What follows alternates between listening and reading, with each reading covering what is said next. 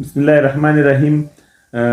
د ژمي شپه ده او نن راغلي یو دلته همایون حکیار صاحب نه یو ترنم اورو او تاسې کومه صفحه یې نه یې عبدالله پهلوان احمدزی کوشش وکړئ دا شعر هم کوئ که یې خوند درکړه او که خوند یې در نه کوي کمنټ کې خپل نظر ورکړئ.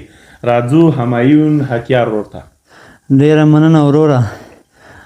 یو څو بیته دي د ترنم په شکل او ډول د تاسو او ستاسو د صفحې مینوالو ته ډالۍ کوم. خدای دې وکړي چې د خوښې وړ یې وګرځي. مننه. اورو خیر. غربت لږ مې پرېږده دا وختونه محترم دی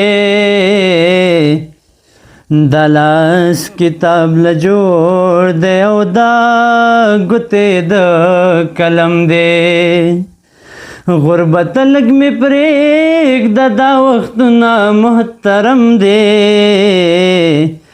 دا لاس کتاب له جوړ دی او دا ګوتې د قلم دی. ټوپک د دې تېر عمر صاحب را سره وکړه ټوپک د دې تېر عمر صاحب را سره وکړه تا څه کړي ته وایه ستا کوم کارونه سم دی دا لاس کتاب له جوړ دی او دا ګوتې د قلم دی. غربت لږ مې پرېږده دا وختونه محترم دی دا لاس کتاب له جوړ دی او دا ګوتې د قلم دی.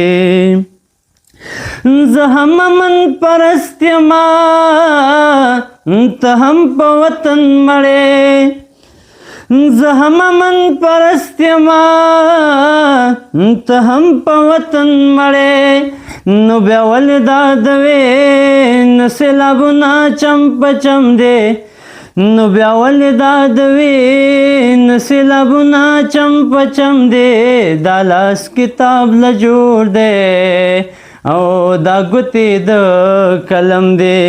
غربت لږ مې پرېږده دا وختونه محترم دی دا لاس کتاب له جوړ دی او دا ګوتې د قلم دی. منم د اختر شپه ده خو قربان نه داسې نه ده دا چغې چې دی دا د خوشحالۍ نه دی د غم دی دا چغې چې دی دا د خوشحالۍ نه دی د غم دی دا لاس کتاب له جوړ دی او دا ګوتې د قلم دی. غربت لږ مې پرېږده دا وختونه محترم دی دا لاس کتاب له جوړ دی او دا ګوتې د قلم دی. یا عباس زب سره څه سلامت وساتم دلته عباس زب سره څه سلامت وساتم دلته جنګ ښه ډېر زیږولی خو د امن بچې کم دی جنګ ښه ډېر زیږولی خو د امن بچې کم دی دا لاس کتاب له جوړ دی او دا ګوتې د قلم دی.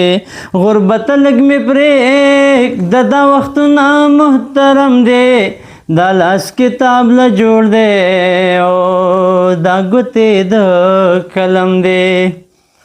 ډېره